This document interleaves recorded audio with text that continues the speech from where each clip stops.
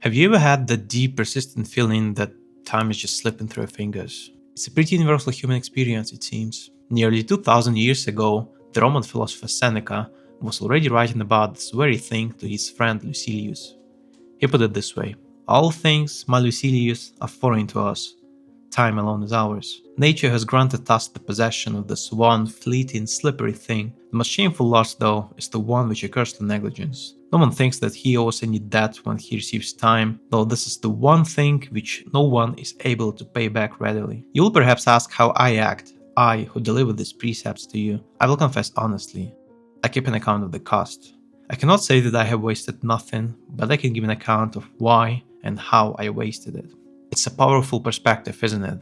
Even back then, these thinkers, and Seneca was a very smart scholar, were wrestling with the value of time, pushing for a conscious accounting of it. They understood it was precious and we couldn't get it back. We sometimes imagine that people in ancient times had all the time in the world, that their simpler ways of measuring it meant that they didn't feel its scarcity. We often see progress as a way to save us, modern people, more time. From carriages to planes, from mails to emails, from buttons to zippers, all to be more efficient. And yet, the paradox is that this feeling of not having enough time seems to be stronger than ever. Life gets faster, technology promises to save us more time, but we still feel like we are running a deficit. It's a widespread feeling, this lack of time for real connections, for quiet thoughts, or for simply just being. Time for friends, for family, for deep thinking, even for enjoying nature feels like a luxury right now that's harder and harder to find. From young students to retirees, many feel this constant pressure.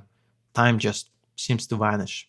Like Seneca pointed out, we often still spend our time on mistakes, doing nothing, or just being busy with things which aren't what truly matter. While we've certainly learned a lot about time from science and practical stuff, we still cannot make more of it, save it up, or get back what was lost. It has to be spent, and often it's spent without much real thought. It's often sad that happy people don't watch the clock. Maybe it's also true that those who don't feel the need to watch the clock have found a certain kind of peace. But the subject of our story today, Alexander Lyubishchev, voluntarily took on this huge, almost obsessive task of watching the clock. Not because someone made him, but from a deep inner conviction. So, who was Alexander Lyubishchev? His daughter remembered how, when she was a child, whenever she or her brother went to their father's study with questions, he would patiently talk with them, but not before making a quick note on a piece of paper.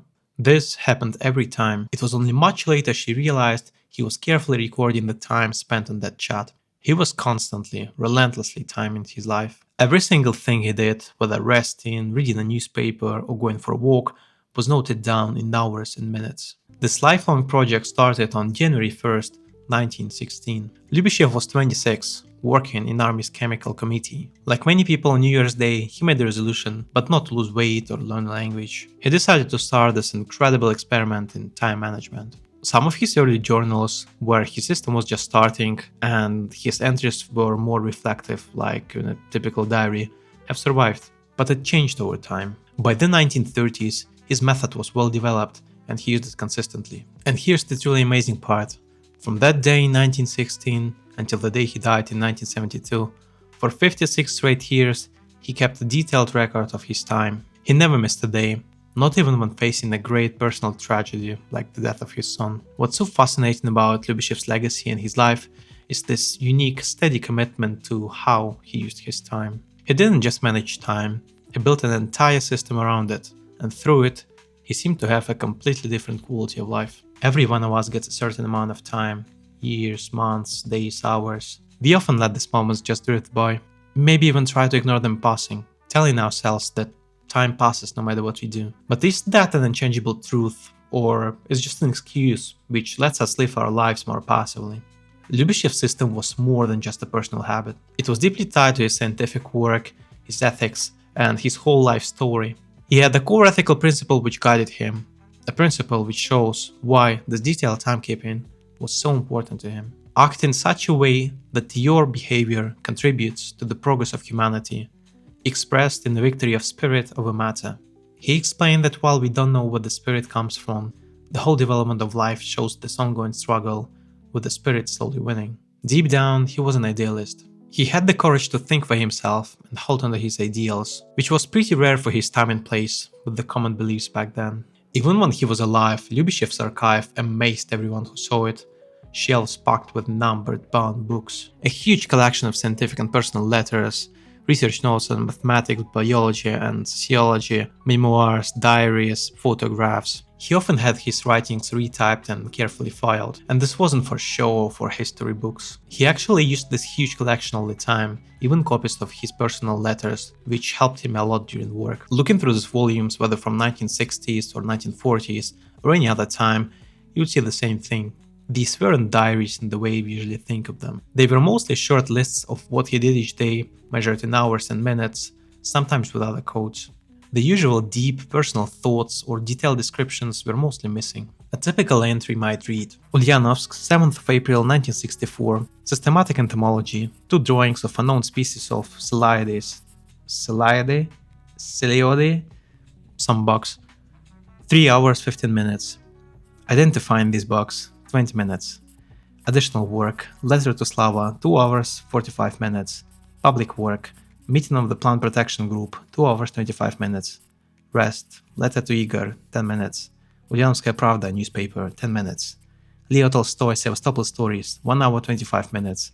Total basic work, 6 hours 20 minutes. While there's no single way to keep a diary, this was different. Lyubishchev himself didn't call these diaries.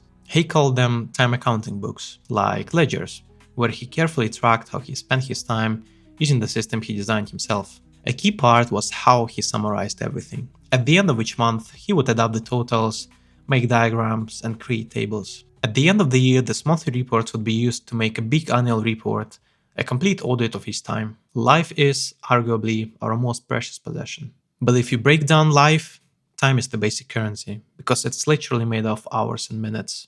Most of us plan our valuable, often limited time in some way. We make to-do lists, schedule our weeks and months, and try to track our progress. People who are really organized might even analyze their days to use their time better, though usually it's just work time. This level of self-monitoring can seem a lot. The honest truth about how we use our time, if you wrote it all down, might paint a pretty depressing picture.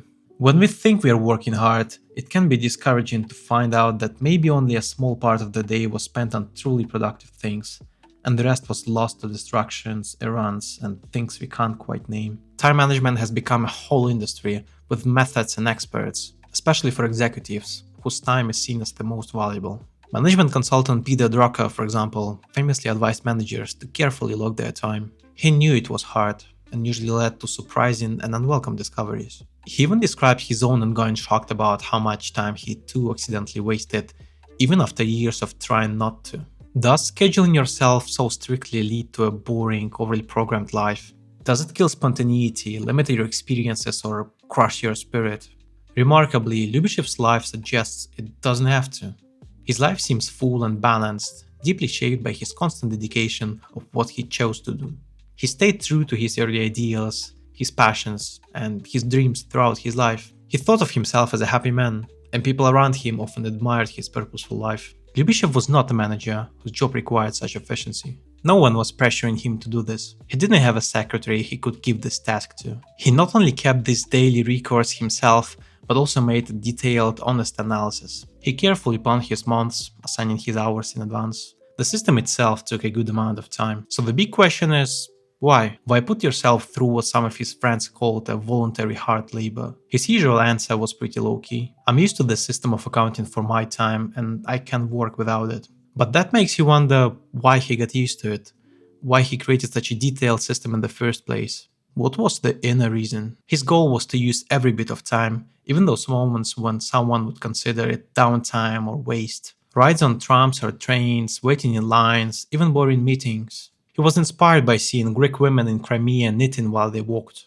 Every walk was a chance to collect insects. During long meetings or conferences with a lot of pointless talk, he would keep his mind busy by solving math puzzles or doing some riddles. His strategy for using the scraps of time was very well thought out. Travel time was for reading small books or studying languages. He apparently learned English mostly during these in-between moments. His approach to reading was also organized. In the morning, when my head is fresh, I take serious literature, on philosophy or mathematics.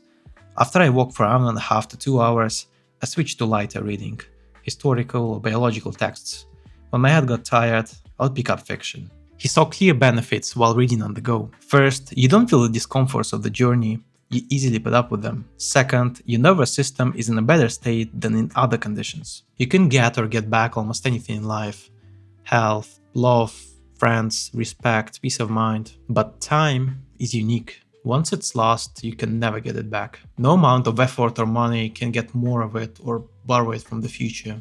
For Lyubishchev, wasting time, or killing time as sometimes you say, was like destroying something precious, a gift from life itself. His morality came from a deep respect for a time each of us is given. He explained how he calculated his time. I exclude all the interruptions from my work.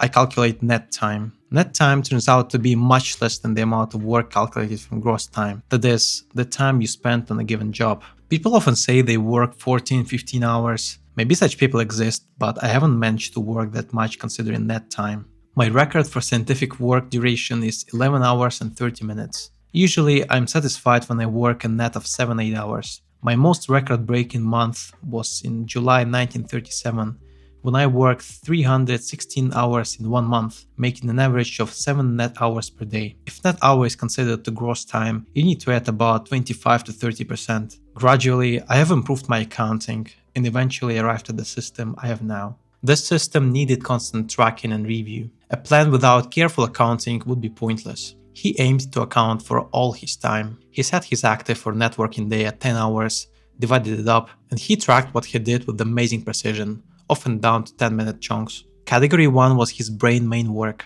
primary research like working on a book or a big study, and ongoing scholarly tasks, reading scientific papers, writing notes, reading academic letters. Category 2 included other professional things like reading scientific reports, going to conferences or attending lectures, but also reading fiction, things that weren't part of his main scientific work but were still seen as valuable uses of time. An example of summer day in 1965 shows this: Sosnogorsk, main scientific, bibliography 15 minutes, Dobzhansky 1 hour 15 minutes, systematic entomology, excursion 2 hour 30 minutes, setting traps 20 minutes, sorting 1 hour 55 minutes. Rest, swim for the first time in Ukhta, Izvestia newspaper 20 minutes, medical newspaper 15 minutes, Hoffman the Golden Pot 1 hour 30 minutes, letter to Andron 15 minutes, total 6 hours 15 minutes. The whole day is broken down in detail. That total 6 hours 15 minutes is just his category 1 work.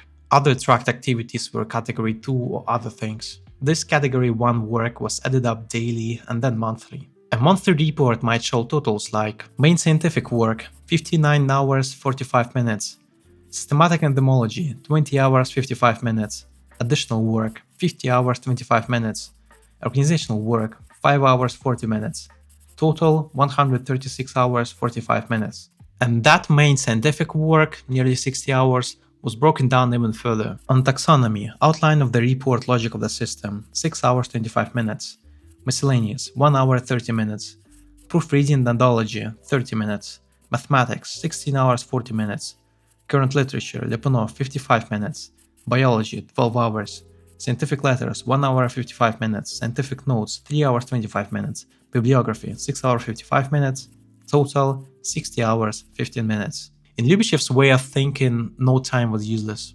All time had potential value. There was no bad or empty time. Even rest wasn't just doing nothing. It was a smart change of activity to recharge him for the long haul. Think about an entry from one of his annual reports: entertainment 65 times, followed by a list of every play, concert, exhibition, and film he saw. Is 65 a lot or a little? It's hard to say without something to compare to. Most of us just don't have that kind of data about ourselves. How many cultural events do we go to each year? Does that change as we get older? How does our reading break down between different kinds of books? And how do those habits change over time? How much time do we spend writing, traveling, talking with people, or on sports? Most of us don't have this exact knowledge about ourselves. We might think we know how we spend our time and how our habits and interests change. But Lyubishchev's reports gave us a very different picture, a quantified history of life lived with intense awareness. While reading these detailed reports might sound boring, studying them give us an amazing insight of what humans can do.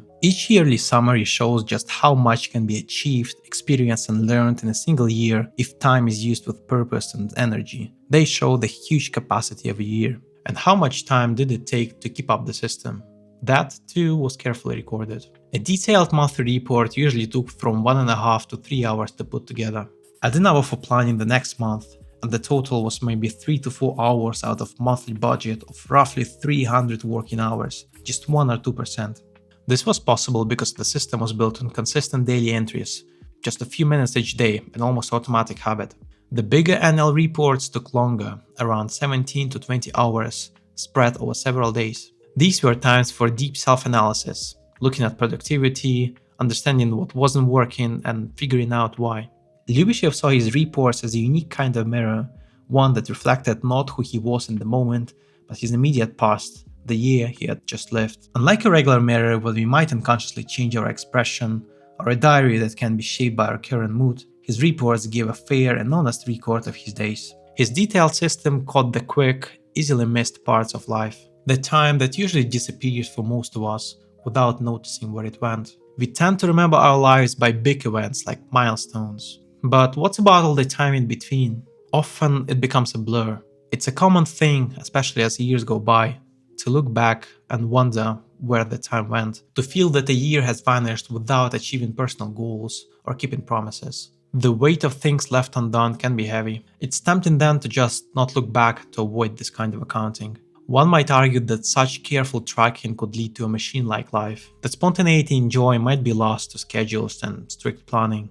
Our lives are already heavily structured by outside plans and timetables. Is it smart to take this to such an extreme? Is there value in having a constant auditor, always noting every slip-up and every time we cut ourselves some slack? Lyubishchev lived by this strict personal structure most of his adult life. His life, far from being empty, showed the power of his system. He effectively conducted a lifelong experiment on himself, and by his own standard and how many people saw it, it was a success. His life was a model of organized thinking that allowed him to stay productive even when he got older.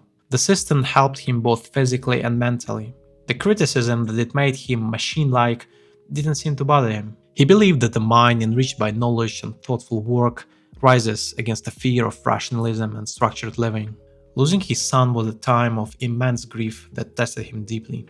During these times, he held on his daily schedule like a lifeline. Its steady structure gave him something solid to hold on to in the sea of despair. There were moments where he filled his journal mechanically and did his scientific work almost automatically. Science itself could lose its appeal, and he would feel incredibly lonely, like no one would understand his ideas. He believed that his work would be eventually recognized as right, but it was a long and lonely journey. He could control his time, but not everything that happened.